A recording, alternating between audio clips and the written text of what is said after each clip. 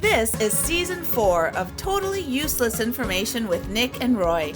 Listen, laugh, and learn. On today's show, we're going to discuss animals.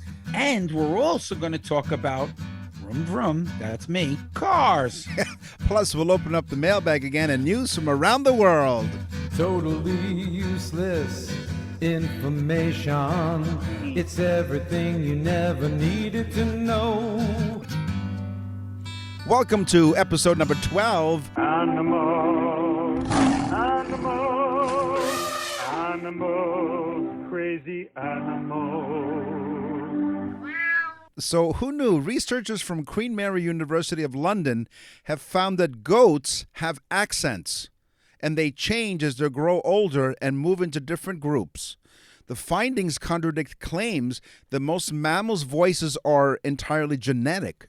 Previously, only humans, elephants, dolphins, and a few other mammals were thought to be able to pick up accents. But the scientists found that the calls of young goats raised in the same social groups were similar to each other and became more similar as they grew older. No two dogs have the same nose print.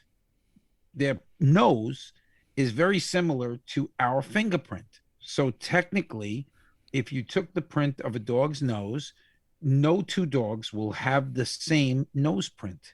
That's amazing. Okay, so if you look at somebody's nose and you try to identify the print, no two prints are the same.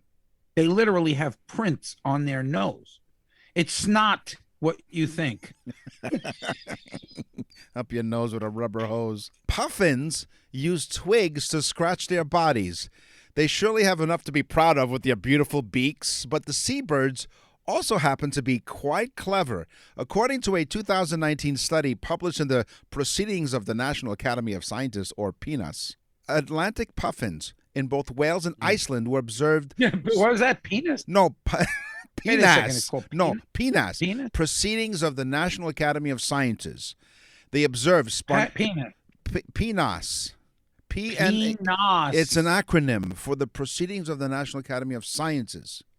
Now, what are they scratching? Spontaneously using a small wooden stick to scratch their bodies. Do they scratch their penis? No, they scratch their bodies with a wooden stick. There are videos out there if you can check it out. If you want to just, Google puffin fits scratching their bellies, you'll see a little puffin pick up a tiny twig before using it to scratch the itchy spot on its belly. Sure, or its back. Which they have a song for that. It's called Scratch Back Fever. And they go to the background and go, nah. The old puffin bird. Yeah. Puffin, that's right. Yep, that's what they're all doing in Canada now. Go puff yourself. Humans have a nerve called the olfactory nerve. Uh-huh. It leads to our brains and tells us what smells are basically supposed to smell like. Well, dogs' brains, the center of a dog's brain for smelling is 40 times larger than a human being. Wow. So not only are their nose prints different, but they can really smell you. Yeah, which is so sad for a dog that has to live with me after I eat like once a bean. That's right. In a previous episode, we talked about your gaseous nature. Yeah, my dog is the only dog that learned how to speak. My dog actually, after that episode, says, come on. Yeah, and the next time it smells, you blame the dog. Yeah, the dog says, he says two things, come on, and you've got to be kidding. You should record it one day and play it on the show. You're listening to Totally Useless Information with Nick and Roy. Those who find themselves in the presence of a grizzly bear, you want to stay out of the reach of the animal's super sharp claws. But there's certainly also want to keep out of the grizzly. Yeah, but not only that, but you should also want to keep out of the grizzly's mouth, because these creatures, they have a bite force of over 8 million pascals, according to the National Geographic. This means that grizzly bears can literally crush a bowling ball between their jaws. That's good advice, Nick. I mean, Nick gives you really great advice. Don't get into the mouth of a grizzly bear. Right. Yeah. Nick is like, don't take your shoes and socks off and walk over broken glass. These are all great things. Don't put your face over the stove. You know? That's why we say listen, laugh, and learn. That's the learning part of the listen, laugh, and learn. Humans have 7 bones in our neck, and that's the vertebral bones. Okay. Okay, the vertebral vertebrae. Well, I just like saying that. Well, giraffes, how many bones do you think giraffes have in their neck? 500. 7. Okay. the same amount of bones. They're just huge.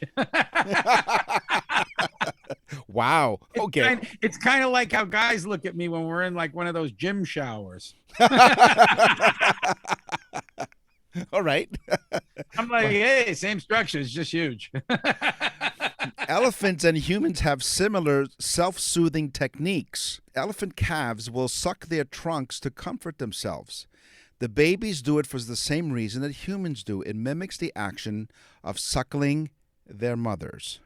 Wow, cool. Yeah. So now, speaking of elephants, let me talk to you about my sister. Hold on, wait a minute. Hold on. Wait, this is why punctuation is really important, okay? Yes. So my sister Patricia wrote a book. It's called Love You Always, Gray Elephant. So, boy, she's going to kill me for that one. So punctuation really changes everything. Where do you get the book? So you go to Amazon.com and type in Love You Always, Gray Elephant, and Gray is spelled Gray. You got to get the book, folks. It's great. I'm serious. It's a great kid's book. So, because here's what the description says on Amazon. Have you ever grown an attachment to something like this program? Have you had a hard time letting go? Again, like this program. Like marriage. Join Danny in his journey through love, friendship, and some growing pains. Danny has a tough time starting school because as a young boy, he's learning to outgrow the attachment and gain independence. But what happens? He loses the elephant. Yeah. But don't worry, it's a heartwarming story that illustrates a boy's discovery of his newfound confidence and friendship. So check it out. Love You Always. Nick gave you this whole big to-do story. It's a great kid's book. Get it for your kids. Go to Amazon and type in. Go ahead, Nick. Love You Always, Gray, Gray, Elephant. Do it. Do it. Do it right now. Well, listen to the show and then Right. do it. Write it down. Write it Love down. You Always, Gray Elephant. Yeah. Write it down and go to Amazon and the book section. Yes. Folks, let me explain something to you. It's not just that Nick and I have this incredible talent. Some of it spilled over to his sister, who's a well-known child book author. Love You Always, Gray Elephant. Check it out on Amazon.com. One more dog fact. What is the percentage of dogs that sleep in their owners' beds? What? 40%. About the same amount of husbands that sleep in the doghouse.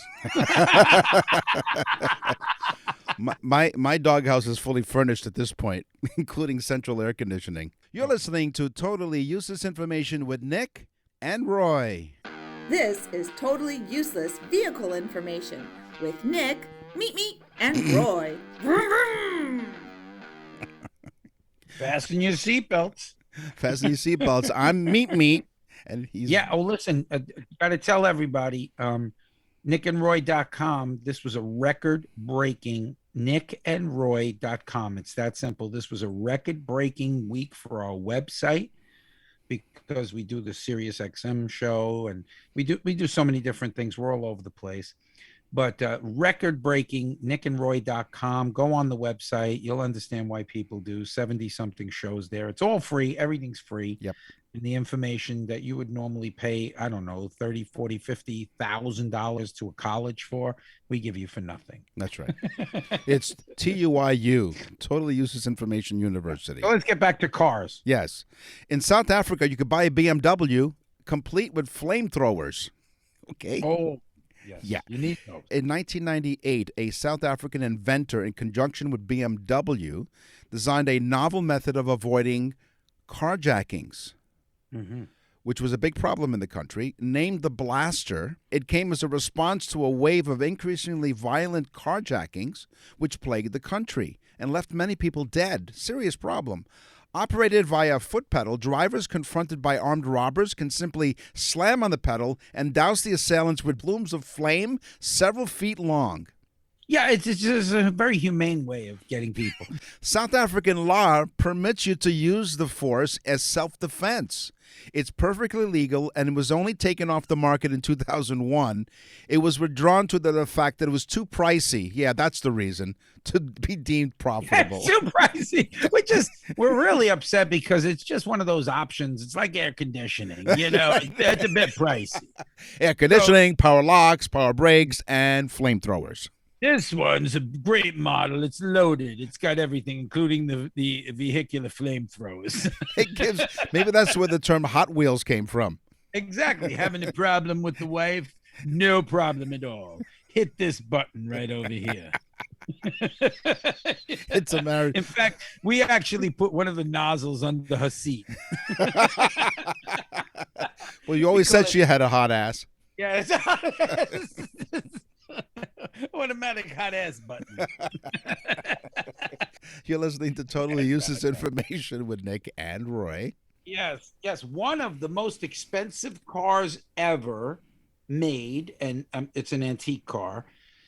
It is a Rolls-Royce HR-15. That was the model number, Rolls-Royce HR-15. Only 6 were ever made, and only 1 has survived the test of time.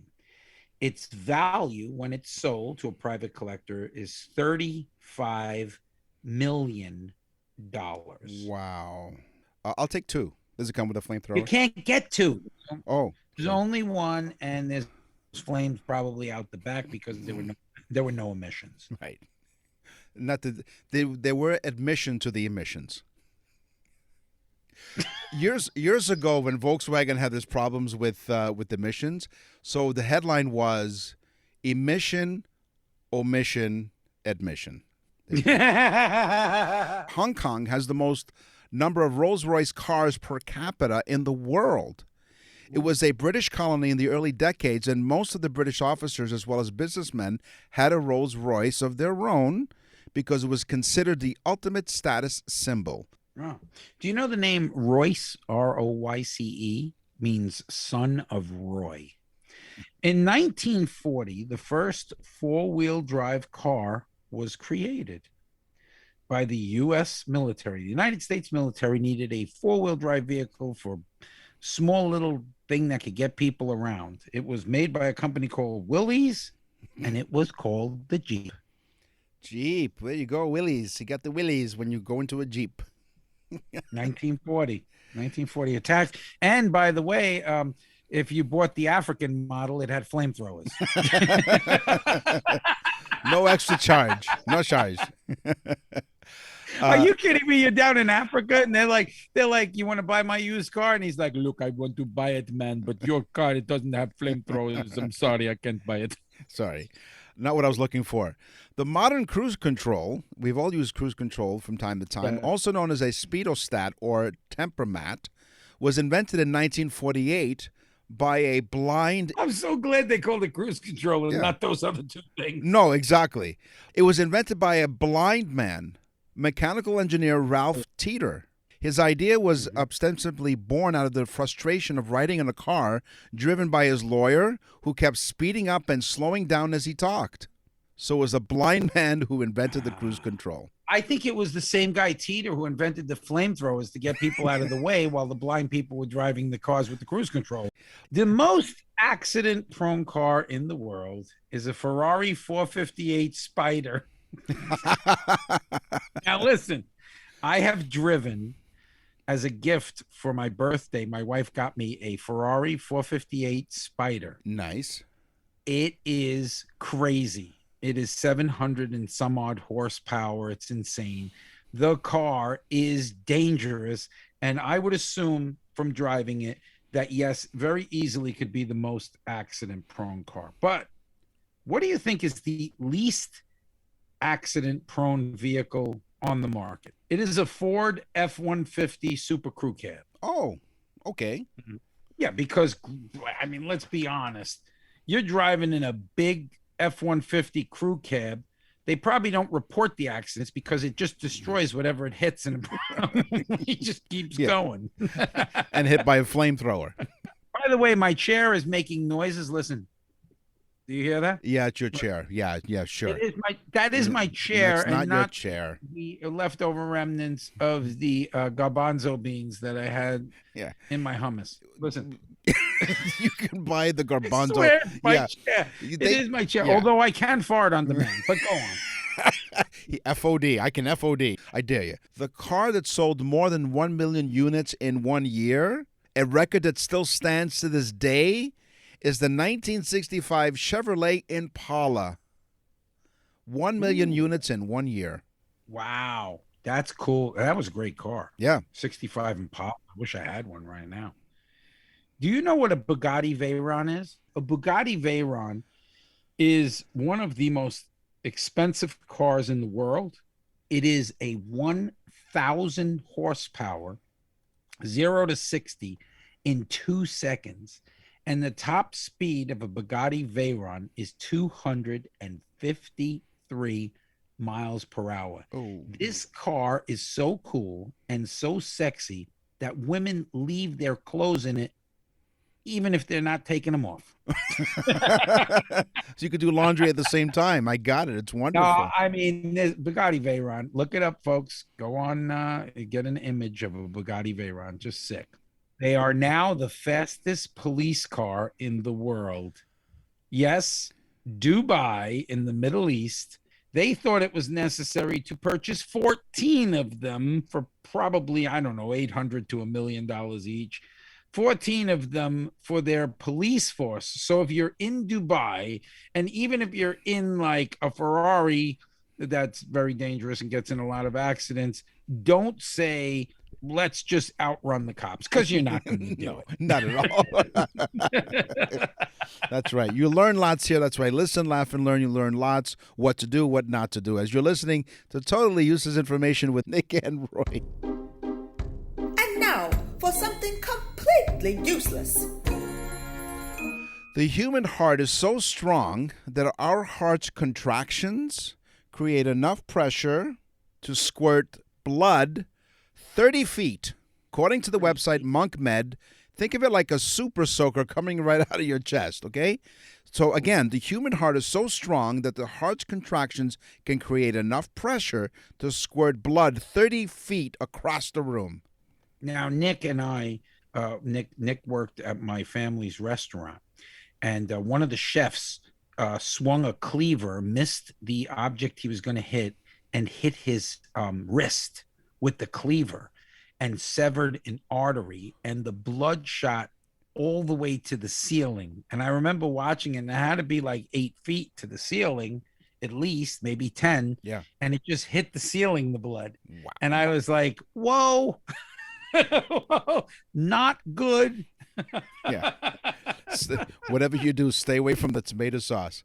Can you imagine? Can you imagine though? 30 feet? Yeah, that's how powerful the heart is. So take care of it. His name was Jerry Hotchkins. So Jerry, if you're listening, give us a shout out on nickandroy.com. I'd That's love right. to talk to you. We're blood brothers. Blood Brothers, that's right. You go to, well, you can send us an email. Any one of you can. You go to our website, nickandroy.com. What's in the mailbag? What's in the mail?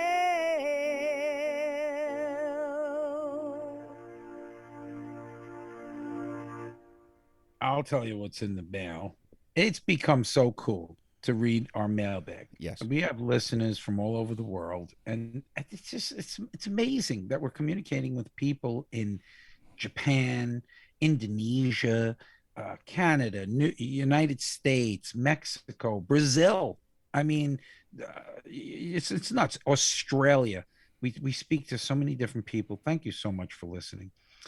They've left their mark on the show too, because we have to acknowledge that our listeners have helped craft our categories.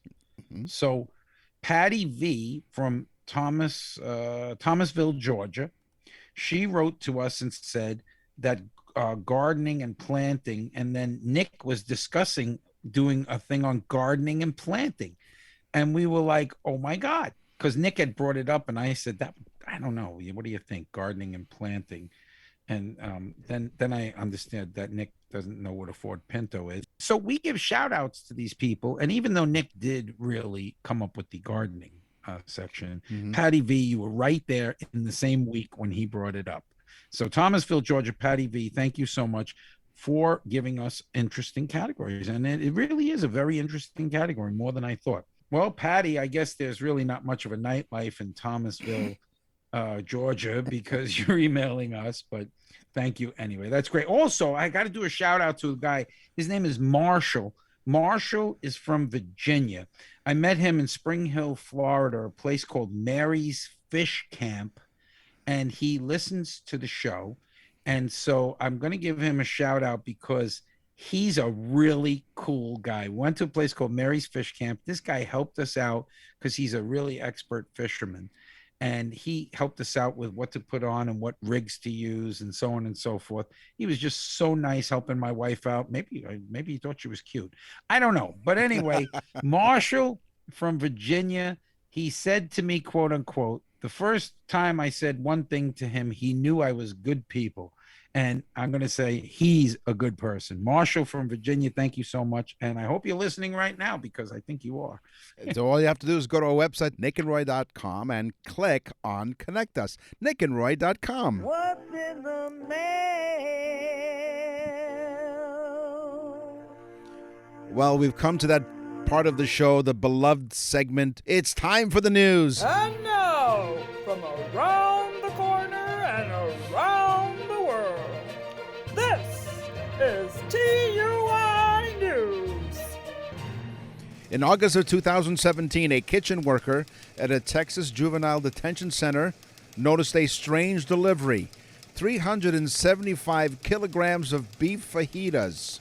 It's an item that they never served at the detention center. Turns out that since at least 2008, so for about 9 years, the prison's food services administrator had been ordering fajitas for the center. But instead of them going to the kitchen, he sold them to a nearby restaurant owner and pocketed the profits. 6 days. How many years? 9 years he did this. 326 kilograms or 826 pounds of beef. That's where the beef is, all right? 6 days after the delivery that Gilberto Escamilla failed to intercept, he was Well, it's arrested. a good thing. Now we know why he ordered fajitas. Why? What was his name? Gilberto Escamilla. Yeah. He ordered the fajitas. Did he get any tacos with that too, or? He was arrested. Oh. Okay. He's married to a woman. Her name is Ann Chalada.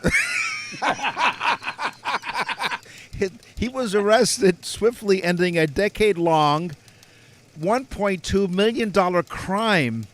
Okay? Escamilla pled guilty to the theft by a public servant who was sentenced to 50 years in jail. And one of the people that were brought up at the trial was this very old lady. They walked her up to the stand, and the judge said, "What are you doing here?" And she said, "Where's the beef?" What was Gilberto Escamilla's wife's name again? Ann? Enchilada. Enchilada. Enchilada. And they have a lovely young man, son named Guacamole. So there you go. So for almost a decade, he stole $1.2 million worth of beef. That case has been all wrapped up. Wow. And they have, and you know, he has a brother whose name is Jimmy Changa. All I know is now I'm in the mood for Taco Bell. That's all the time we have thankfully, for this episode of Totally Useless I Information. have another friend, his name is Tabasco. We will scour the internet far and wide to bring you more useless information next time. He's got another cousin named Salsa. I heard he was a great dancer. Okay, folks, go to nickandroy.com because we've completely lost our minds. Go to nickandroy.com. Thanks for listening all over the world. We really do appreciate it. Again, leave us an email, nickandroy.com, and we'll see you next week. I'm Nick. And I'm Roy. And I'm Ann Chalada. Thanks for listening.